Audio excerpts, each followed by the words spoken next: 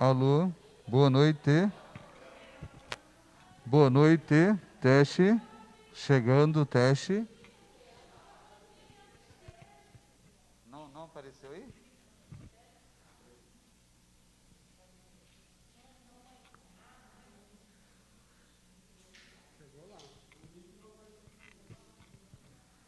Toninho, você está pagando a internet em dia, Toninho? O Toninho está pagando a internet em dia. Toninho é demais, hein? Apareceu. Teste, 1, 2, 3, teste. Opa, que ótimo.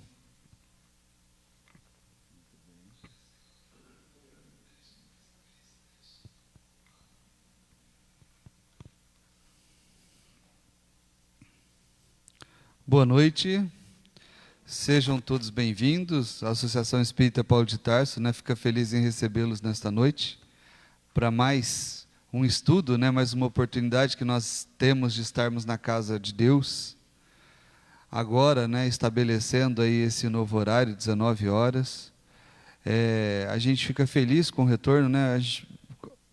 Às vezes que necessário foi fechar, não abrir, realmente é muito complicado, né? Quem está acostumado há anos, né? 20 anos, né, Dejair? 20 anos a gente está acostumado, 30 anos, e a gente fica assim, sente, né? É uma coisa que faz parte do nosso cotidiano. Então, que bom que agora estamos voltando e com todo mundo tomando vacina, que está muito acelerado. Com certeza, creio que manteremos essa rotina. Obviamente, cada um de nós, né, não pode deixar de fazer a sua parte, né, com todos os cuidados necessários. Bom, vamos iniciar então, hoje com essa maravilhosa noite. Vou fazer a prece inicial. Por favor, Márcio.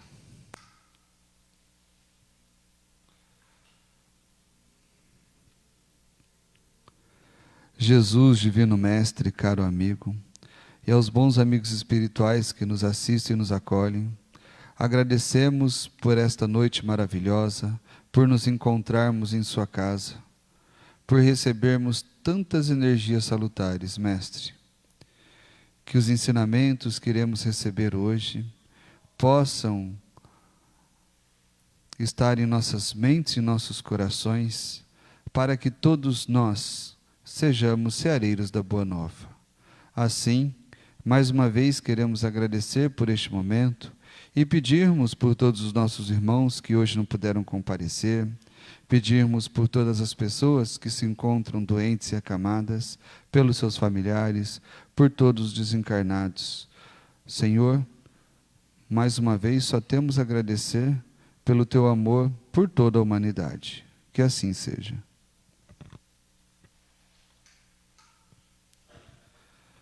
E é um prazer receber hoje nosso mestre e professor aqui, nosso querido Dejair, entendeu? Que olha, sempre abrilhanta as nossas noites, né? O Dejair que é trabalhador lá do IELAR, mas quem não conhece ainda, né? Faz uns trabalhos maravilhosos aí, todo sábado, a live está o sábado ainda, Dejair? Qual horário? 20 horas, entendeu? E é incrível o tanto de conhecimento que a gente tem, né? É um debate bem legal. Quem não conhece ainda, né, depois a gente passa os links dessa live, é muito ensinamento, é bem legal.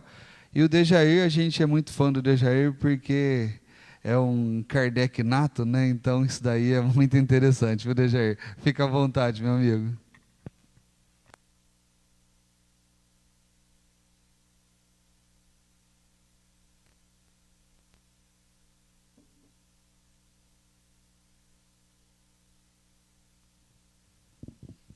Boa noite,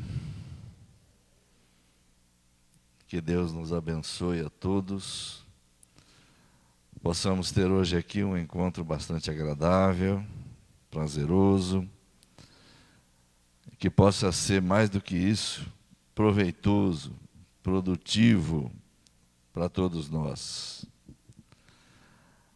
Você vai fazer o jabazinho aqui, além do encontro do sábado à noite, às 20 horas, temos também as segundas-feiras, esse é um horário já mais ingrato, às 22 horas, um estudo do Livro dos Médiuns, também com o companheiro André. Um estudo muito interessante, muito legal. muito gostoso de se fazer, existe uma interação muito boa, muito dinâmica, muito produtiva com o pessoal que participa do chat, então é muito interessante. Robson também faz alguns trabalhos, ele sabe disso.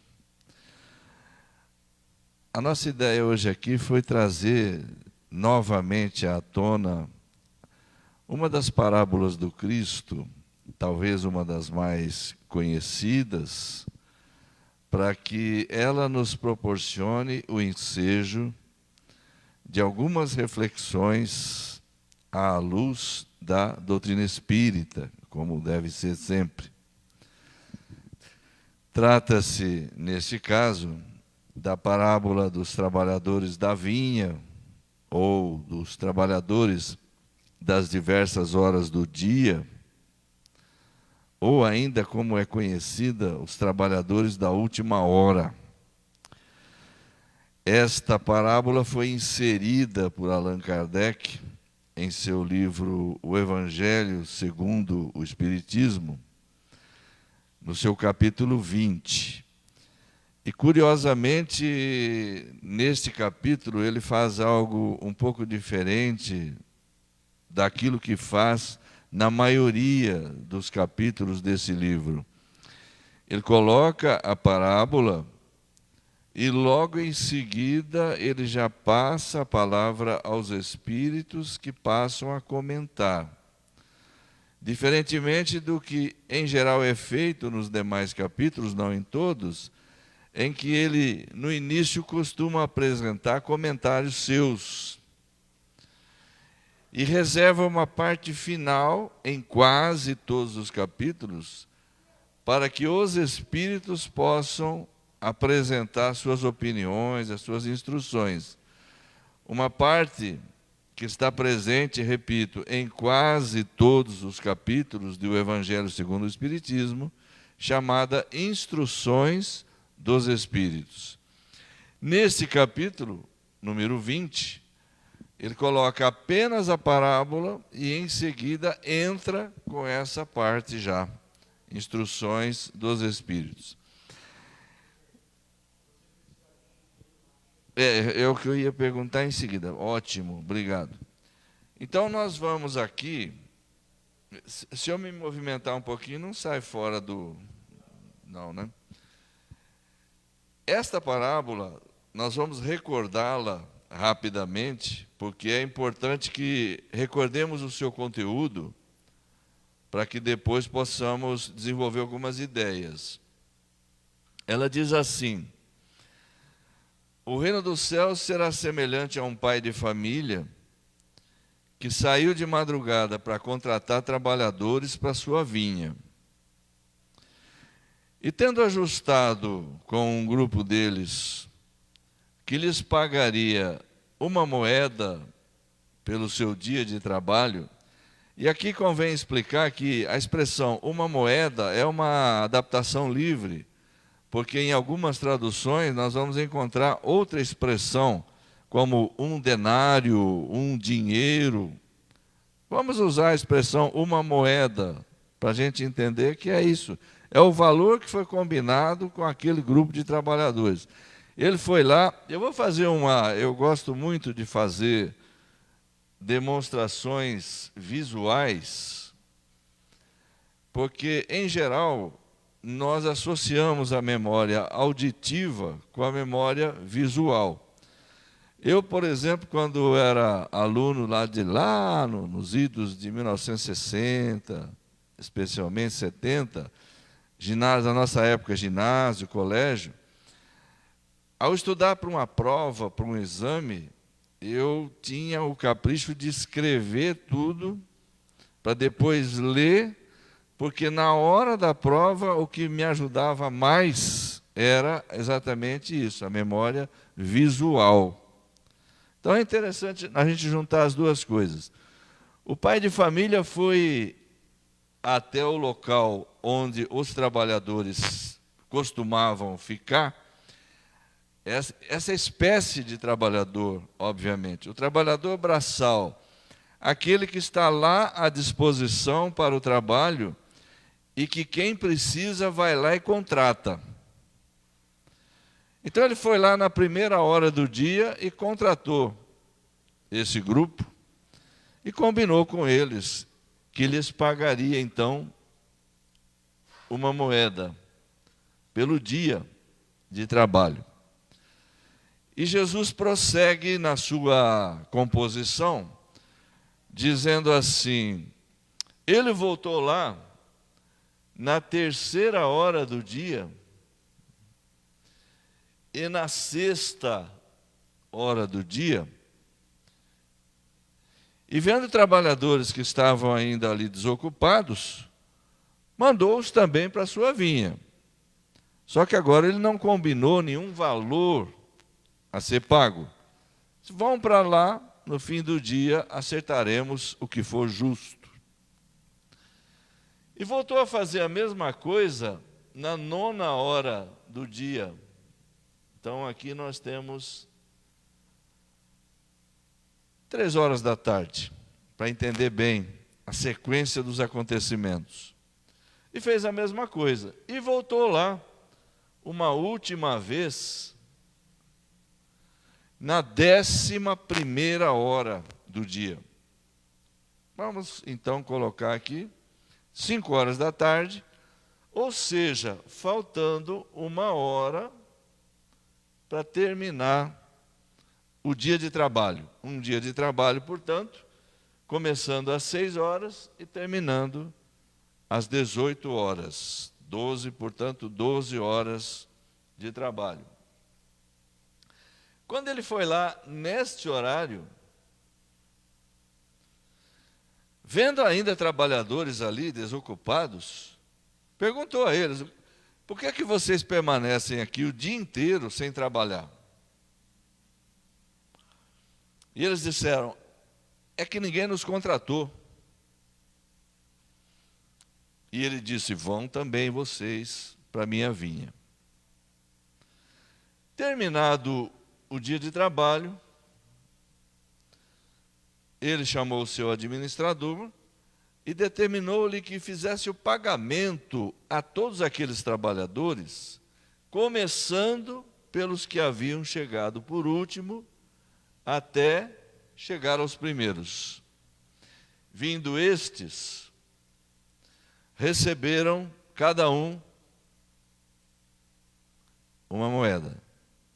Só lembrando, era o valor combinado unicamente com esse grupo. E assim foi sendo feito. Quando chegou a vez desses, eles acharam que iam receber mais. Porém, cada um recebeu o valor combinado, uma moeda. Razão pela qual dirigiram-se ao dono da vinha. Um deles, fazendo-se representante do grupo, foi até o dono e disse a ele: nós chegamos aqui ao raiar do dia, suportamos o peso do dia todo, o calor do sol, e você nos dá o mesmo que a estes que trabalharam só 1 hora. Então veja, realmente era o caso mais chocante, era o grupo que mais chamava a atenção. Eles não se preocuparam com esses, mas esse aqui era chocante demais. Tornou-se, portanto, o paradigma da reclamação trabalhista.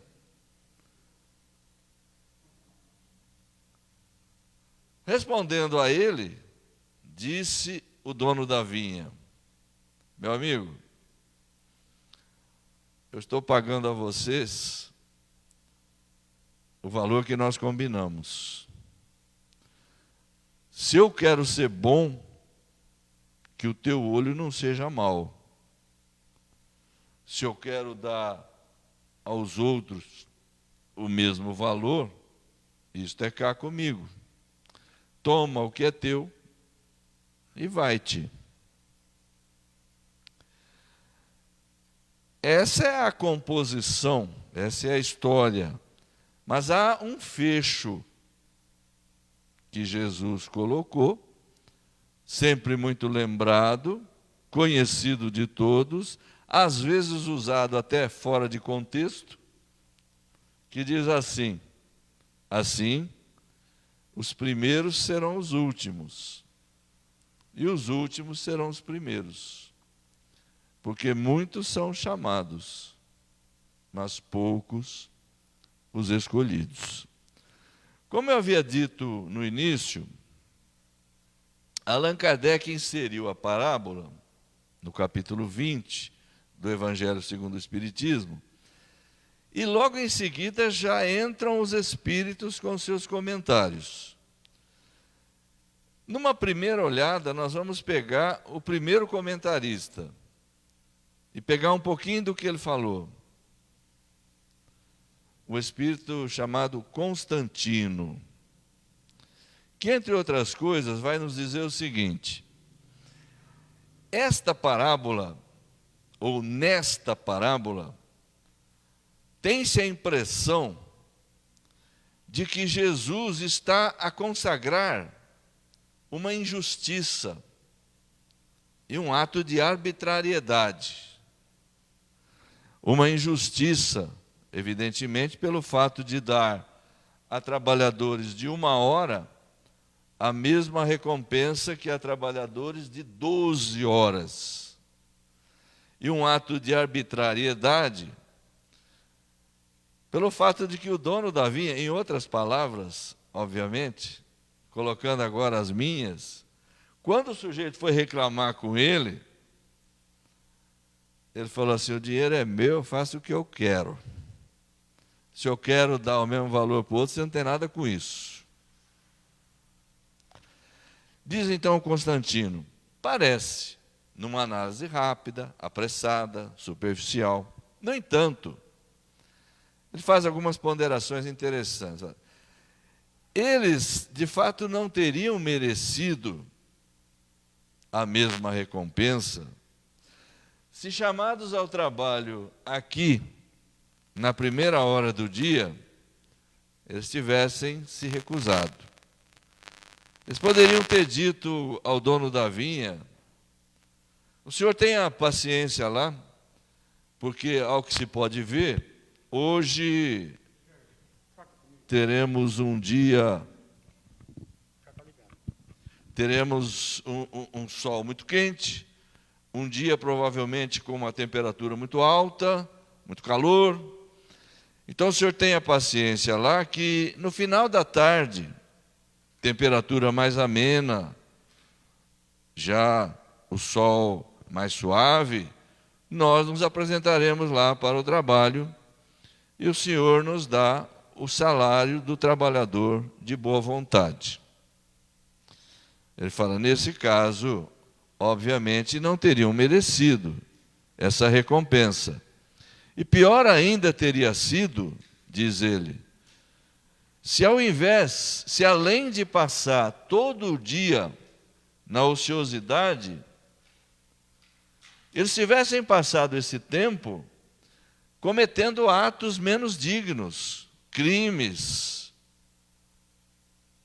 agressões ao semelhante, aí menos ainda teriam merecido aquela recompensa. O que ocorre é que eles estavam lá para trabalhar, eles queriam trabalhar. O que faltava era o trabalho. Quando chamados, imediatamente atenderam. Como diria o nosso querido companheiro recentemente desencarnado, Antônio Alcântara, eles não tergiversaram, imediatamente atenderam. Esta é uma reflexão que faz o Espírito Constantino acerca disso. Obviamente, se nós olharmos para isto, tendo em vista um dia de trabalho, é uma argumentação razoável. Mas há uma outra, que não é ele quem faz, essa corre por nossa conta. Muitas vezes, esse tipo de trabalho também se paga tendo em consideração a produtividade, a produção apresentada. Se o dono da vinha tivesse considerado, portanto, esse critério para efetuar o pagamento aos trabalhadores, ele pode ter constatado, no fim do dia, que todos eles apresentaram produção semelhante, porque nós sabemos muito bem que existem trabalhadores de todos os tipos. Existem trabalhadores esforçados, dedicados, de boa vontade, que produzem, que dão o melhor de si o tempo todo, que se esforçam, que se empenham. Enquanto que há trabalhadores que passam o dia com o olho no relógio, esperando a hora passar, trabalhadores indolentes, de má vontade, que só produzem debaixo de fiscalização. Então não é difícil nós imaginarmos que um trabalhador esforçado, diligente, aplicado, pode precisar de 1 hora para apresentar a mesma produção que o outro vai precisar de 12 horas. Não é difícil imaginarmos isso. Porém, é óbvio que Jesus não ia compor uma história dessa para falar de um dia de trabalho, de desavenças entre patrões e trabalhadores numa plantação de uva. É óbvio que havia um objetivo mais grandioso, mais profundo, e que é preciso nós procurarmos, então, um significado maior para isso aí. E numa análise bastante simples, sem enfeitar nada, sem querer aprofundar demais, vamos pegar as expressões mais simples, na sua forma mais simples possível, para analisar a questão. À medida que a história é contada, as figuras vão se apresentando. Surgem algumas figuras. A primeira que surge é a do dono, o pai de família. Ele começa a história dessa forma, né? Um pai de família, dono de uma vinha, saiu de madrugada. Ok. Então esse é o dono da vinha. É a primeira figura que nós temos. Saiu de madrugada para fazer o quê? Para contratar trabalhadores. Mas, antes disso, a segunda figura, a vinha. Ele é o dono, mas existe a vinha. O que é a vinha? É o local de trabalho. E o que ele foi contratar? Trabalhadores. E se existem trabalhadores, obviamente nós vamos ter a figura do trabalho. Trabalho. E por fim, a figura evidente da recompensa, que no caso em questão ficou especificado como uma moeda. Ok? Se a gente pensar assim de uma forma bem simples, existem muitas interpretações, muitos entendimentos. É óbvio que Jesus, um espírito puro, um espírito perfeito, um espírito com aquela capacidade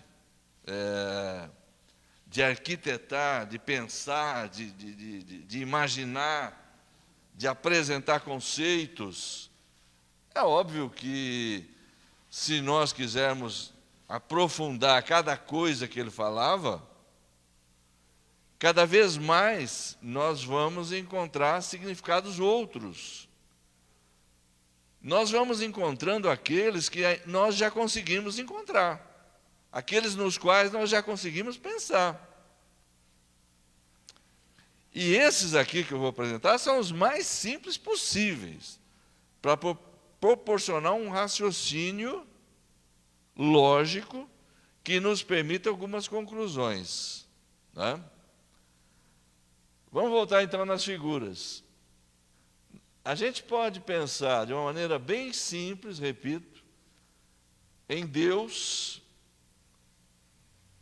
no planeta Terra, na humanidade terrena, aquela parcela da humanidade que está na Terra, no trabalho a ser desenvolvido, e aqui nós vamos ter que fazer uma reflexão. Imaginemos então, Deus, o local de trabalho, a Terra. Então Deus nos convoca para virmos à Terra, para a encarnação. Então os trabalhadores somos todos nós. Agora, o que é que a gente vem fazer aqui? Se nós nos recordarmos rapidamente, de uma maneira, vou repetir, da maneira mais simples possível, da questão 132 do Livro dos Espíritos, nós vamos facilmente compreender de imediato, da forma mais simples possível, o que nós viemos fazer aqui. O que o Kardec perguntou? Com que finalidade Deus impõe a encarnação aos espíritos? Porque ele poderia muito bem, isso é discutido ao longo de toda a codificação, ele poderia muito bem ter criado os espíritos já perfeitos, tê-los deixado no mundo espiritual, sem nenhuma necessidade de passar por todas essas peripécias, por todas essas desavenças, por todas essas confusões, dores, sofrimentos, que fazem parte da trajetória de crescimento do espírito humano. Ele poderia ter feito isso. Ele é Deus, ele pode tudo. O Kardec vai refletir a respeito disso, ao longo de toda a obra, ele vai apresentar reflexões sobre isso. Em janeiro, por exemplo, vou dar só um exemplo aqui. Em janeiro de 64, de 1864, nós temos um artigo que ele escreveu na revista, chamado Da Perfeição dos Seres Criados. É muito interessante, eu vou abrir um parêntese rápido aqui, para fazer um destaque para a Revista Espírita. A Revista Espírita é uma ilustre desconhecida de grande parte dos espíritas. No entanto, ela não pode ser deixada de lado por todo aquele que deseja se aprofundar no estudo da ciência espírita. Por uma razão muito simples. Vou citar a mais importante, a meu ver. É que na revista nós vamos encontrar matérias, posicionamentos do Kardec, explicações, desenvolvimentos que não estão em nenhuma outra obra dele. Portanto, quem achar que a revista é inútil vai perder todo esse conteúdo. Esse é um caso. Esse aqui é um caso. Janeiro de 1864. Da perfeição dos seres criados. Fica aí a sugestão, mas não é isso, não é só isso. Tem dezenas, talvez centenas de matérias produzidas por ele que não foram para livro nenhum. Estão lá e explicam coisas que às vezes estudando o livro a gente não entende muito bem. É interessante também pensar nisso. Esse é um caso. Dá uma olhada lá para ver. Nesse artigo ele vai entrar na questão dos animais. Por que os animais sofrem? Vejam que essa é uma questão filosófica não resolvida. Né? Então,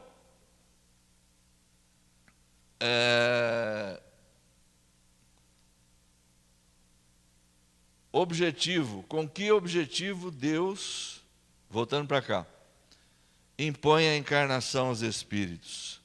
Ele poderia tê-los criado perfeitos, sem nenhum problema. No entanto, em sua sabedoria, em sua bondade, ele achou que as coisas deveriam ser da forma como são. O espírito começando do zero, trilhando por si mesmo, por seu próprio esforço, uma trajetória de crescimento, né? Passando pelas experiências necessárias, galgando todos os degraus, através do seu próprio esforço, até alcançar o quê? A perfeição. Se ele cria logo perfeito, poupava tudo isso, mas o espírito não teria nenhuma experiência. Ele não saberia nada daquilo que ele aprendeu nessa trajetória. O que é que os Espíritos responderam aqui? Para levá-los à perfeição. Portanto, quando nós analisamos aqui os personagens ou as figuras da parábola, nós encontramos a figura do trabalho, nós podemos resumir numa palavra aqui, que seria aperfeiçoamento. O esforço a ser desenvolvido, o trabalho a ser desenvolvido, o empenho, a busca por vencer imperfeições, por superar paixões, por se desvencilhar delas, substituindo-as pelas virtudes correspondentes e dando, consequentemente, passos mais acelerados em direção à felicidade plena. Porque o destino é a felicidade plena. Felicidade plena é na perfeição. Não existe felicidade plena antes da perfeição. Existe, sim, felicidade. Felicidade relativa, não é? Então, temos todas essas situações colocadas aqui. A figura da recompensa, representada ali por uma moeda, um denário, um dinheiro, obviamente será o que é que cada um de nós pode esperar ao final. Então, olhando já para essa figura aqui, não mais como um dia de 12 horas de trabalho numa plantação de uva, mas olhando para isso aqui como uma encarnação, uma existência ao longo da qual cada um faz o melhor que pode para chegar ao final dela e encontrar um resultado positivo, um saldo positivo, um resultado bom, não é isso? De forma que, se nós analisarmos a questão sob esse prisma, nós podemos fazer uma análise aqui. Vamos pegar só os grupos extremos. Esse aqui e esse grupo aqui. É muito comum, e provavelmente não é novidade para nenhum de nós aqui, é muito comum que nós, muitas vezes, por força de atavismos, por força de hábitos fortemente enraizados através das muitas encarnações, nós tenhamos adquirido tendências, hábitos, formas comportamentais que possivelmente estimulem a acomodação. Principalmente se nós enganosamente nos fundamentarmos num ponto de vista equivocado, como por exemplo, vamos pegar essa turma aqui. Não é raro que pessoas estejam desde o começo da vida ligadas à religião. Então elas estão dentro de uma igreja ou de um templo, pode ser um centro espírita também, pode ser. Elas estão desde o começo da vida lá. Mas há um pensamento que muitas vezes está enraizado dentro da maioria das pessoas e até mesmo dentro dos espíritas, de que Deus está contente pelo fato de que você está lá. Vamos lembrar aqui que Jesus estava falando, e ele falava costumeiramente e predominantemente a judeus ortodoxos, fariseus, que pensavam em sua maioria dessa forma mesmo. Eles estavam lá desde o começo, desde muitos séculos, desde Abraão. Eles foram o primeiro povo chamado ao conhecimento do Deus único. Através de gerações e gerações, eles aprenderam todas aquelas questões apresentadas no Decálogo, toda a essência da lei divina. Mas eles haviam chegado a um ponto agora em que eles achavam que aquela postura tradicional, ritualística, de atender determinados padrões comportamentais estatuídos pela chamada lei de Moisés, era suficiente para que Deus ficasse contente. E isso lhes era ensinado. E quando nós alcançamos uma situação como esta, de achar que o fato de estarmos no templo religioso, cumprindo determinadas posturas, já nos assegura a chamada salvação, tende fortemente a nos encaminhar para o comodismo, para a acomodação, e nos levar a perder tempo, a marcar passo na existência terrena, porque nós estamos baseados numa ideia errada, numa suposição enganosa. Então, nós vamos ver aqui a figura do religioso de fachada, o devoto sem obra, aquele que está lá. Ele acha que está tudo bem, e ele dificilmente vai encetar qualquer tipo de mudança, de reação, de transformação, porque ele não pensa nisso. Na cabeça dele é aquilo que tem que ser feito, é aquilo que Deus espera dele, e ele não vai mudar. Então ele vai passar a existência inteira naquele diapasão. E ao final dela, em termos de produção na vinha do Senhor, nós vamos encontrar pouca coisa. Esse é o cuidado que nós temos que ter. Porque nós também podemos pensar assim. Eu vou lá toda segunda, todo domingo, eu vou lá no nosso caso lá no domingo de manhã, e outras, eu vou lá, eu tomo passe, eu assisto às palestras. E a pessoa, quando ela se acomoda nesse processo, quando ela acha que está tudo bem, ela está convencida disso, é que é o momento mais perigoso, porque ela não vai fazer nada para mudar isso. Ela está convencida de que é isso. Era o que acontecia lá. Por isso que Jesus compõe essas histórias. Tem a figura dos primeiros. Por que ele fala? Os primeiros serão os últimos. Os últimos serão os primeiros. Vamos para cá, então. Essa turma aqui esqueceu os demais, como o reclamante lá esqueceu, né? Vamos esquecer nós também. Vamos pegar logo aqui esse grupo. Não, existem pessoas que passam uma grande parte da vida, se não a maior parte da vida, distanciadas da religião, distanciadas de Deus, sem muita preocupação com ideais mais nobres, muitas vezes até fortemente ligadas a vícios, aos prazeres materiais, prazeres mundanos, mas que num dado momento da vida, e pode ser mais próximo do final, realmente, como aqui, ela, por uma razão qualquer, ela tem um despertamento. Ocorre um estalo qualquer, às vezes a dor. Às vezes a dor é uma grande mestra, no sentido de recolocar as coisas nos devidos lugares. Às vezes uma grande perda, uma perda de um ente querido, sofrimento, cansadas de sofrer, acabam por fim descobrindo os prazeres que se pode ter na prática do bem, na vivência do amor, no cultivo desses valores morais que a vida inteira ela havia deixado de lado. E quando isso acontece, é muito comum que essa transformação seja real, não seja fingida, seja verdadeira, seja autêntica.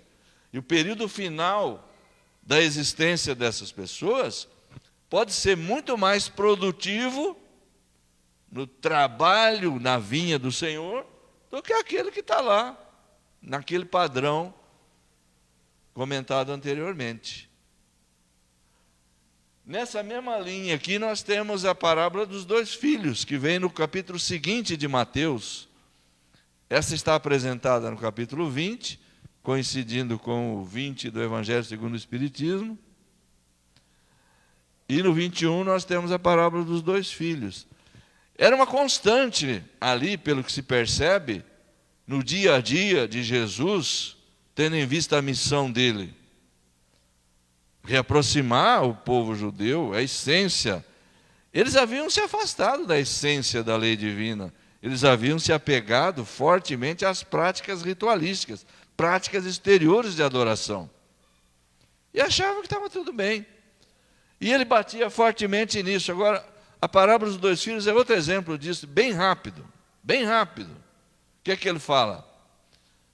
E agora, obviamente, falando ao mesmo tipo de gente. E assim como nesta aqui, podemos acrescentar um outro tipo, o pessoal do povo ali.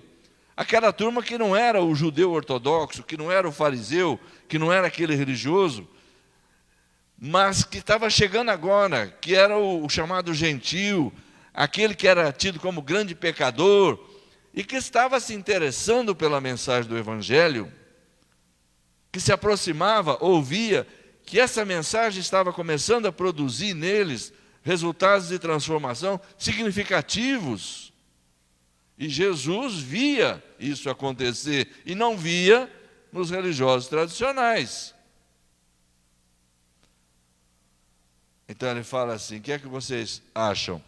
Um pai tinha 2 filhos. Um dia ele chamou o primeiro e falou: filho, vai trabalhar hoje na minha vinha. E aí nós vamos encontrar de novo a figura da vinha. Ele se servia com frequência de figuras que eram familiares com isso. É próprio da região, o clima é propício para cultivar uva, como ali também ele fala muito de azeite, barris de azeite, cereais, ele fala de ovelhas, de carneiros, pastores. Era uma coisa comum. Ele tinha que falar de coisas que as pessoas entendessem, né? Filho, vai trabalhar hoje na minha vinha. O filho falou: não, senhor, não vou. Mas depois, arrependido, foi. Chamou o segundo e disse: filho, vai trabalhar hoje na minha vinha? Sim, senhor, eu irei. Mas não foi. Dito isso, ele se volta para as pessoas e fala: qual dos 2 fez a vontade do Pai? Que era uma resposta bastante simples, evidentemente. Ora, o primeiro se negou a princípio, mas depois ele se arrependeu e fez. Presume-se que, a partir do momento em que ele se arrepende e faz, ele de fato atende à vontade do Pai, não é fingimento, ele faz e faz. E o outro fez o quê? Sim, Senhor, eu vou. Mas não vai. O texto é claro, o texto é objetivo, não é? E eles não tinham alternativa. Ora, o primeiro, é óbvio, porque a princípio se negou, mas depois ele se arrependeu. E após ele se arrepender, ele vai e faz. O outro ficou naquela, daquele que parece que vai, mas não vai. É essa turma aqui. Quando eles responderam o primeiro, porque foi ele que se arrependeu e depois fez, o que é que ele falou para eles? Da mesma forma eu digo a vocês que publicanos e meretrizes entrarão primeiro do que vocês no reino dos céus. Era uma mensagem clara que ele endereçava àquele povo. E eles certamente não deixaram de entender isso. Ora, publicanos e meretrizes, aquele pessoal orgulhoso, aquele pessoal que se achava já o único merecedor dos beneplácitos divinos, pelo simples fato de ser judeu e não pagão e não gentil, ser afrontado dessa forma, publicanos e meretrizes vão passar na nossa frente. Era uma figura forte, mas era o que ele via que estava acontecendo. Aquelas pessoas estavam tomando atitudes, estavam receptivas à mensagem do Evangelho de uma tal maneira que ele podia perceber que aqueles espíritos iriam avançar mais depressa, porque eles estavam estavam abraçando comportamentos mais produtivos na linha do crescimento espiritual. Os outros ficariam ali, marcando passo, acomodados, acreditando numa enganosa suposição que estavam agradando a Deus. E vamos observar que aqui Jesus traz um princípio espírita dos mais conhecidos nossos. Eles entrarão primeiro do que vocês no reino dos céus. Notem que ele não diz que eles não entrarão. Eles vão entrar primeiro. Os outros, ele podia perceber que naquele ritmo iam precisar de muito mais reencarnações, de um aprendizado possivelmente doloroso, para poder mudar aquela postura fortemente enraizada. E aí, finalmente, conseguir encontrar o caminho que conduz ao reino do Pai. Isso está de acordo com o que está no Livro dos Espíritos. Você vê lá na questão, por exemplo, 116, que trata da progressão dos espíritos. Nós temos ali, do 100 ao 113, a escala espírita. Do 114 ao 127, 128, progressão dos espíritos. Nesse meio aqui nós temos a 116 e a 117. A 116, ele pergunta assim: existem espíritos que ficarão perpetuamente nas classes inferiores? Ou seja, que nunca alcançarão a perfeição? Não, todos alcançarão a perfeição. Pode demorar o tempo que demorar. Por quê? Aí vem a 117. O espírito pode apressar ou retardar o seu processo de evolução?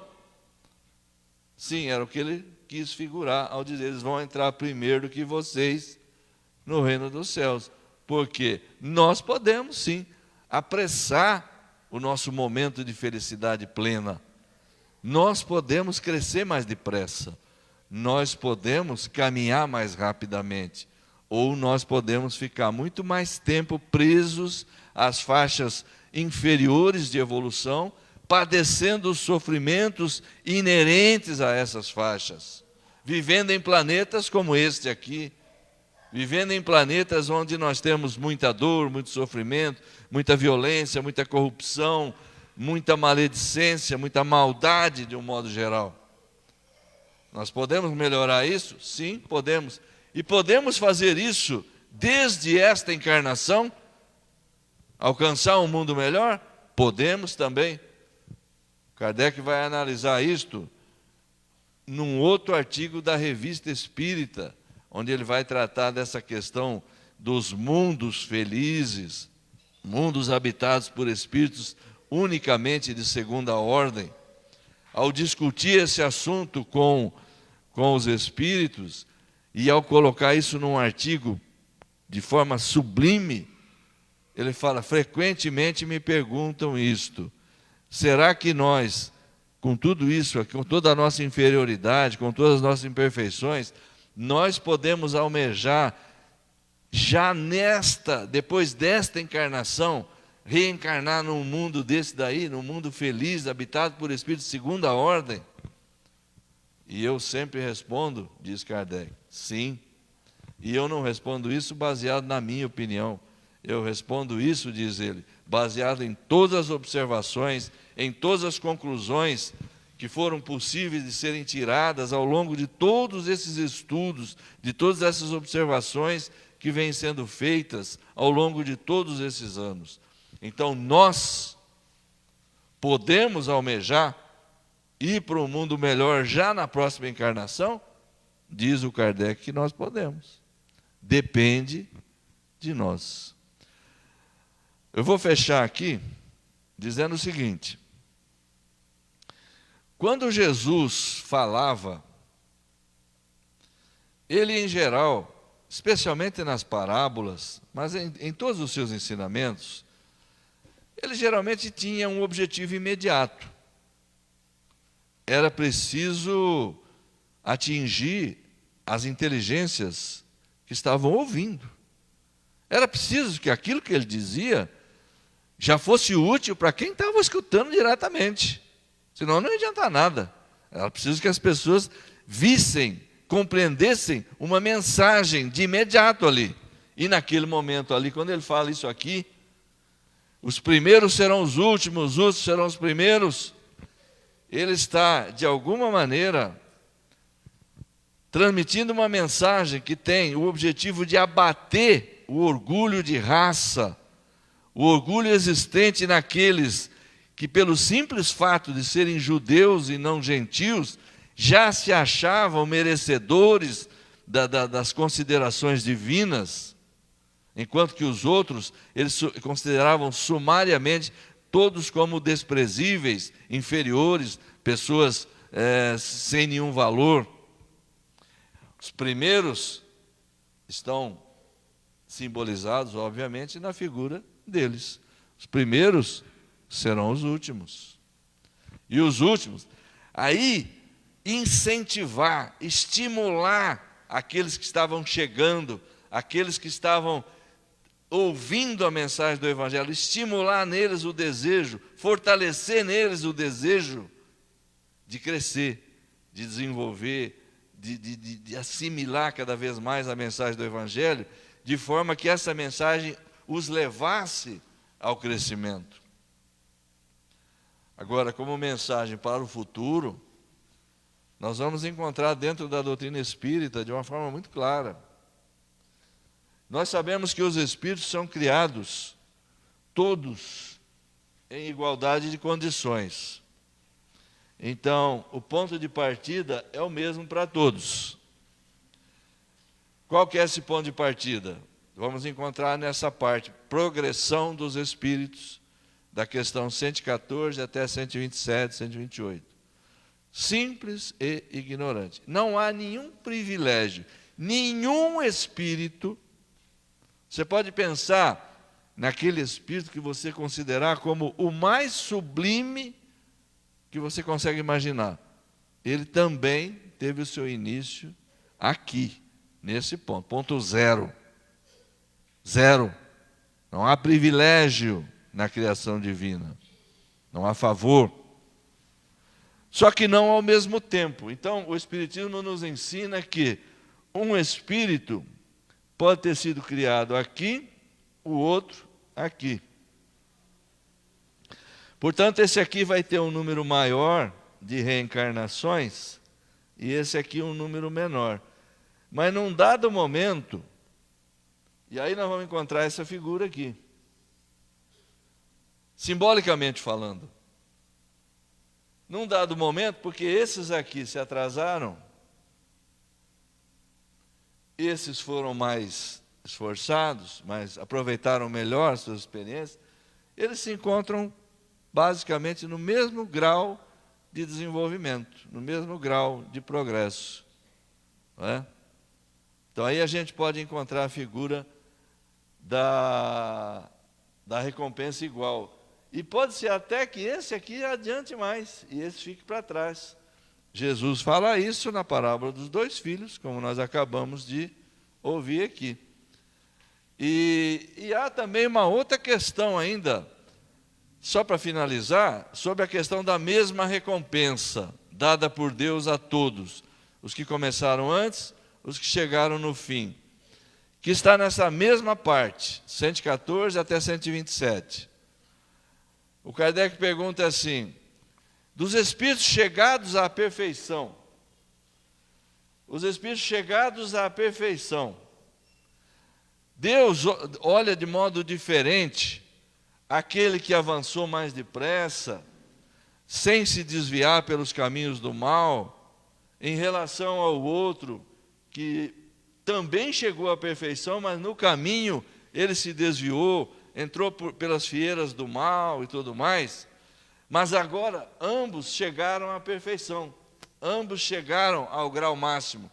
Deus olha de modo diferente um e outro, valoriza mais um e outro? Não.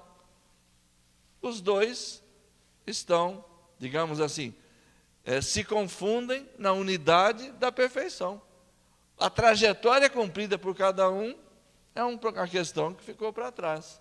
Ambos são perfeitos. Isso também ajuda a entender a ideia da mesma recompensa. Enfim, a proposta espírita, e o Espírito Constantino vai nos dizer isso, aquele mesmo que falou que os trabalhadores estavam lá desde cedo, esperando para trabalhar, ele dá um alerta para nós. Ele fala assim: vocês espíritas são todos trabalhadores da última hora.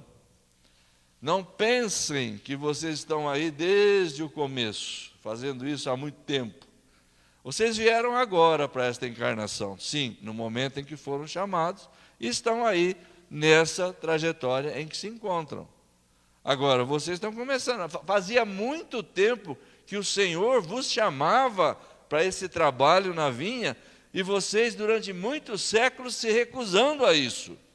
Vocês estão aí agora, portanto, que esse tempo seja aproveitado da melhor maneira possível. Que Deus nos abençoe. Muito obrigado a todos.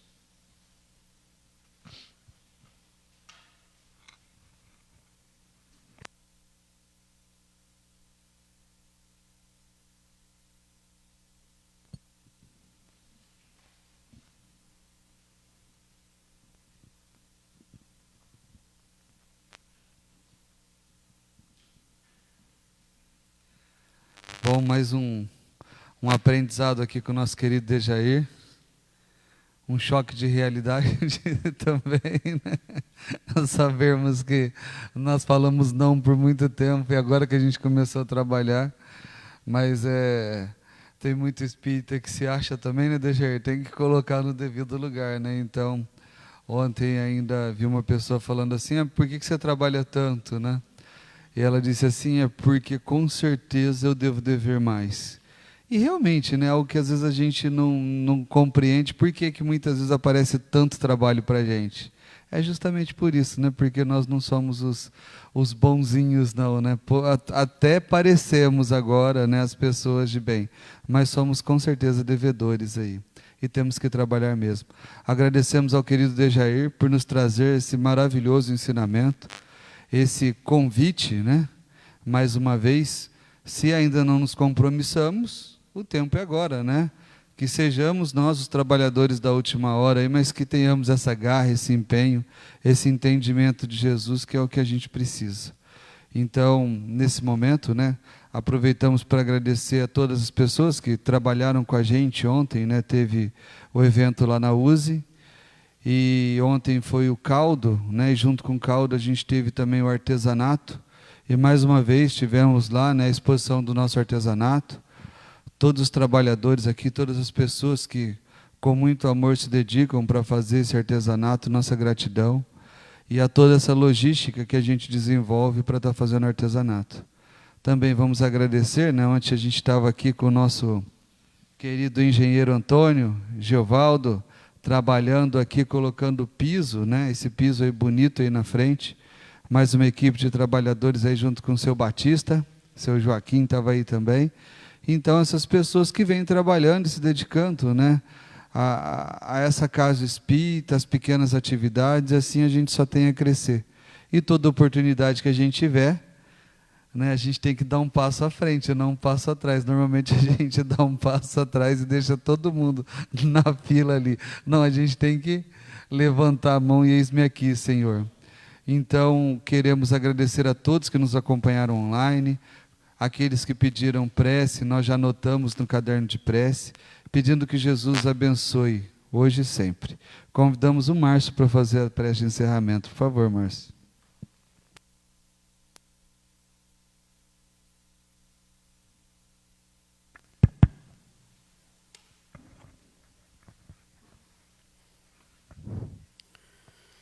Bem, vamos nos acalmar e elevar nossos pensamentos até o Mestre Jesus, para que possamos criar uma sintonia com esses espíritos iluminados que trabalham com o Mestre Jesus. Rogamos a eles, então, que nos abençoe nesse dia, nesse momento, e que essas instruções que recebemos de nosso palestrante possa ficar em nossa mente, que possamos trabalhá-la e aplicá-las em nossa vida, que possamos trabalhar dia a dia em nossa reforma íntima, em nossa mudança interna, e assim, fazendo a grande mudança em nossas vidas, teremos condições de mudar as outras pessoas que nos rodeiam, que possamos irradiar todo o conhecimento necessário para as outras pessoas que estão em nossa volta. Rogamos a proteção necessária a todos aqueles que se encontram enfermos em nosso planeta Terra, acometido por qualquer tipo de doença, principalmente a Covid. Que os espíritos curadores possam envolver cada uma dessas pessoas, fortalecendo-as a tal ponto de poder combater o mal que estão nelas, e que seja a vontade de Deus aquilo que acontecer. E que essa semana possa ser irradiante para todos nós, com a força, com a luz, com o caminho de nosso Senhor Jesus Cristo, que possa nos iluminar e nos abençoar hoje, agora e sempre. Que assim seja.